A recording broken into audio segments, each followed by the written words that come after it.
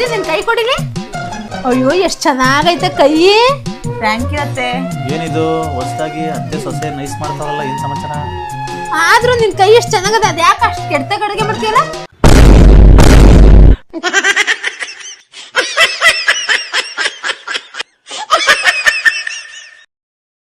ನೋಡ್ದೇನೆ ಶ್ರುತಿ ನಿನ್ ಗಂಡಂಗೆ ಎಷ್ಟ್ ಕೊಬ್ಬು ಅಂತ. ನನ್ ಗಂಡ ನಿಮ್ ಮಗ ತಾನೆ, ಅದಕ್ಕೆ. ಯಾಕೆ ಚಿಕ್ಕಮ್ಮ ಏನಾಯ್ತು? ಲೋ ನಿಮ್ ಅಣ್ಣನ ಜೊತೆ ನಾವಿಬ್ರು ಜಗಳ ಆಡ್ಬಿಟ್ಟಿದೀವಿ. ಅವ್ನ ಆಚೆ ಕಡೆ ಕರೆದ್ರೆ ನೀನ್ ಎಲ್ಲೂ ಹೋಗ್ಬಾರ್ದು. ಸರಿ ಚಿಕ್ಕಮ್ಮ ಆಯ್ತು. ಹಲೋ ಪ್ರಕಾಶ, ಆಚೆ ಹೋಗಿ ಬಿರಿಯಾನಿ ತಿನ್ಕೊ ಬರೋನ್ ಬರೋ. ಇಲ್ಲ ಅಣ್ಣ, ನಾನು ಬರೋದಿಲ್ಲ. ಆಚೆ ಬಿರಿಯಾನಿ ತಿನ್ನಕ್ ಹೋಗ್ತಾ ಇದೀನಿ, ನೀವಿಬ್ರು ಬರ್ತೀರಾ? ಓ ಬಿರಿಯಾನಿನ ಶ್ರುತಿ, ಬಿರಿಯಾನಿ ಅಂತ ನಡಿ, ಹೋಟ್ಲಿಗೆ ಹೋಗಿ ತಿನ್ಕೊ ಬರೋಣ. ಏನ್ರಿ ಇದು? ಚಿಕ್ಕಮ್ಮ, ಅಣ್ಣಂಗೆ ಏಜ್ ಆಯ್ತೈತೆ, ಮದುವೆ ಮಾಡೋದಿಲ್ವಾ? ಎಷ್ಟ್ಲ ಆಗ್ಬಿಟ್ಟಿದ್ದು, ಈಗ ಒಂದ್ 40 ವರ್ಷ, ಇನ್ನೊಂದ್ 5 ವರ್ಷ ಆಗ್ಬಿಟ್ಬಿಡ್ಲ ಮಕ್ ಮಾಡುವ. ಯಾವ ಏಜ್ ಆಗ್ಬಿಟ್ಟಿದ್ದು? ಮಂಜು, ಎಷ್ಟ್ ದಿನ ಅಂತ ಹಿಂಗೆ ಲವ್ ಮಾಡ್ಕೊಂಡಿರೋದು? ಧರ್ಮಸ್ಥಳ ಸಂಘದಲ್ಲಿ ಮದುವೆ ಆದ್ರೆ 50,000 ಕೊಡ್ತಾರಂತೆ. ಬೇಗ ನಿಮ್ಮ ಅಮ್ಮನಿಗೆ ಹೇಳಿ ಒಪ್ಪಿಸ್ಬಿಡಿ. ಹೌದೇನೆ? ಹಾಗಾದ್ರೆ ಇರು, ಇವಾಗಲೇ ಹೋಗಿ ನಮ್ಮ ಅಮ್ಮನ ಹತ್ರ ಪರ್ಮಿಷನ್ ತಗೊಬಂದ್ಬಿಡ್ತೀನಿ. ಅಮ್ಮ, ಅದು ಧರ್ಮಸ್ಥಳ ಸಂಘದವರು ಮದುವೆ ಆದ್ರೆ 50,000 ರೂಪಾಯಿ ಕೊಡ್ತಾರಂತೆ ಕಣಮ್ಮ. ಏ ಹೋಗಪ್ಪ, ನನ್ಗೆ ಈ ವಯಸ್ಸಲ್ಲಿ ಇನ್ನೊಂದ್ ಮದ್ವೆ ಏನ್ಕ? ಏನ್ರಿ ಇದು? ಅಮ್ಮ, ಆಗಿನ ಕಾಲದಲ್ಲಿ ನೀವೆಲ್ಲ ಗಂಡಿರ್ಕಂಡ್ರೆ ತುಂಬಾ ಭಯ ಬೀಳ್ತಿದ್ರಂತೆ, ಹೌದಾ? ಹ್ಞೂ ಕಣಪ್ಪ, ಆಗಿನ ಕಾಲಲ್ಲ ಅವ್ರ ಹತ್ರ ಮಾತಾಡಕ್ಕೆ ಆಯ್ತಿರಿ, ನಾನು ಮಕನೂ ಕೂಡ ನೋಡ್ತಿರ್ಲಿಲ್ಲ, ಅಷ್ಟೊಂದು ಭಯ ಆಯ್ತು. ಈಗಿನವ್ರು ಬಿಡಪ್ಪ, ಗಂಡಿರ್ಕಂಡ್ರು ಭಯನೇ ಇಲ್ಲ. ನನ್ನ ಹೆಂಡತಿ ಆಗಲ್ಲ ಇಲ್ಲ ಬಿಡಮ್ಮ, ನಾನು ಏನ್ ಹೇಳಿದ್ರು ಸರಿ ಆಯ್ತು ಅಂತಾನೆ ಹೇಳ್ತಾಳೆ. ಸರಿ ನೋಡ್ತೀನಿ ಕಣಪ್ಪ, ಬಂದ್ಮೇಲೆ ಹೆಂಗೆ ಏನು ಅಂತ. ಬರ್ತಾಳೆ ನೋಡು, ಗೊತ್ತಾಯ್ತದ ನನಗೂ ಅವಾಗ.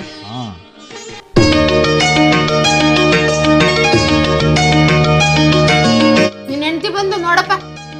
ಶ್ರುತಿ, ಬಟ್ಟೆ ಒಗೆದು ಪಾತ್ರೆ ತೊಳೆದು ಮನೆ ಕಸ ಎಲ್ಲ ಗುಡಿಸಿ ಅಡುಗೆನೂ ಮಾಡಿ ಇಟ್ಟಿದ್ದೀನಿ ಕಣೆ. ಹ್ಞೂ ಸರಿ ಆಯ್ತು. ನಾನು ಹೇಳಿವಮ್ಮ, ನಾನು ಏನ್ ಹೇಳಿದ್ರು ಸರಿ ಆಯ್ತು ಅಂತಾನೆ ಹೇಳದವಳು.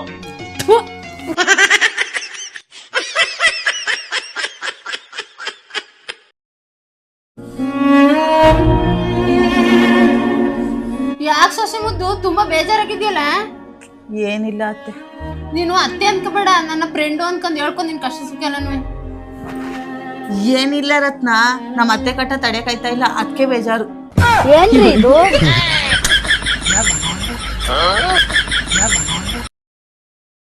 ಅಮ್ಮ, ನಾಳೆ ನನ್ಗೆ ಒಬ್ಬಟ್ಟು ಮಾಡ್ಕೊಡಮ್ಮ. ಹೌದಮ್ಮಂಗ್ನೆ, ಮಾಡ್ಕೊಡ್ತೀನಿ ಬಿಡಪ್ಪ ನಾನು. ಅದೇನತ್ತೆ, ನಿಮ್ ಮಗ ವಾರಕ್ಕೊಂದ್ಸಲ ಒಬ್ಬಟ್ಟು ಅಂತ ಕೇಳ್ತಾ ಇರ್ತಾರಲ್ಲ?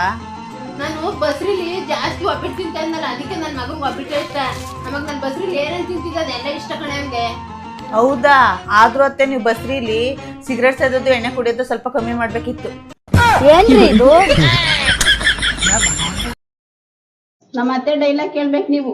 ಮದುವೆ ಆಗಿ ಇಷ್ಟು ವರ್ಷ ಅದನ್ನು ಒಂದೇ ರಾಗ, ನನ್ನ ಮಗನ್ ಚೆನ್ನಾಗಿ ಸಾಕಿದೀನಿ, ನನ್ನ ಮಗನ್ ಚೆನ್ನಾಗಿ ಸಾಕಿದೀನಿ, ನನ್ನ ಮಗನ್ ನಾನು ಚೆನ್ನಾಗಿ ಸಾಕ್ಬಿಟ್ಟು ನಿನ್ ಕೈಗೆ ಕೊಟ್ಟಿದೀನಿ, ಹುಷಾರ ನೋಡ್ಕೊಳವ, ಅವ್ನಿಗೆ ಅದಿಷ್ಟ ಇದಿಷ್ಟ ಇದಿಷ್ಟ ಇದಿಷ್ಟ ಆಗಲ್ಲ ಅದಿಷ್ಟ ಆಗಲ್ಲ, ಬರೀ ಇದೆ ಹೇಳ್ತಾರೆ.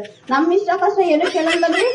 ಅವ್ರ ಮಗನ್ ಮಾತ್ರ ಸಾಕಿ ಬೆಳೆಸಿದ್ದಾರೆ. ಇವ್ರು ಹೊಟ್ಟೆಲಿ ಇಟ್ಕೊಂಡು ಬಟ್ಟೆಗಳು ಹೊಟ್ಟೆಲಿ ಇಟ್ಕೊಂಡು ಎತ್ತಿದ್ದಾರೆ. ನಮ್ಮನ್ನ ಅಮೆಜಾನ್ ಅಲ್ಲೋ ಫ್ಲಿಪ್ಕಾರ್ಟ್ ಅಲ್ಲೋ ಆರ್ಡರ್ ಮಾಡಿ ತರಿಸಿದಾರೆ. ನಮ್ಮನ್ನು ಹಂಗೆ ತಾನೇ ಎತ್ತಿದ್ದಾರೆ. ನಮ್ಮ ಅತ್ತೆ ಮಾಡಿರೋ ದೊಡ್ಡ ಮಿಸ್ಟೇಕ್ ಏನು ಗೊತ್ತಾ? ರೋಹಿಣಿ ದುಡ್ಡನ್ನ ಅವ್ರ ಮಗನ ಕೈಗೆ ಕೊಡಬಾರ್ದಾಗಿತ್ತು. ಅದನ್ನ ಏನು ಮಾಡಬೇಕಿತ್ತು, ಗಣೇಶನ ಹೆಸರಿಗೆ ಫಿಕ್ಸೆಡ್ ಆಗಬೇಕಿತ್ತು. ಅದನ್ನು ಕೊಟ್ಟಿದ್ದು ಈ ಅಮ್ಮ, ಈಸ್ಕೊಂಡಿದ್ದು ಆಯಪ್ಪ. ಲಾಸ್ಟಿಗೆ ನನ್ನ ತಲೆ ಮೇಲೆ ಬಂತು. ನಾನೀಗ ಅವರಿಗೆ 1 ಲಕ್ಷ ಕೊಡಬೇಕು. ಅದರಲ್ಲಿ 50,000 ರೂಪಾಯಿ ಕೊಟ್ಟಿದ್ದೀನಿ.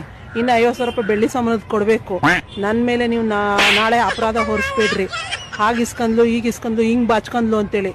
ಕೊಡಬೇಕಾಗಿದ್ದೆಲ್ಲರದು ಕೊಟ್ಟು ಮುಗ್ದಿದೆ. ನನಗೂ ಅದಕ್ಕೂ ಏನು ಸಂಬಂಧ?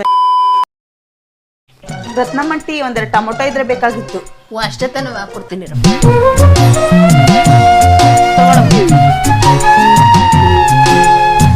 ನೀವ್ ಯಾಕ್ರಿ ಬರ್ತಾ ಇದ್ದೀರಾ? ಈರುಳ್ಳಿನ ಕಲೆ ಆಗ್ತೈತೆ ಕಣೆ, ಹಂಗೆ ಒಂದು ಈರುಳ್ಳಿ ಇಸ್ಕೊಂಬ. ಸರಿ, ತಗೊಂಡೋಗಿ ಕಟ್ ಮಾಡ್ತಾ ಇದ್ದೀನಿ, ನಾನು ಇಸ್ಕೊಬರ್ತೀನಿ.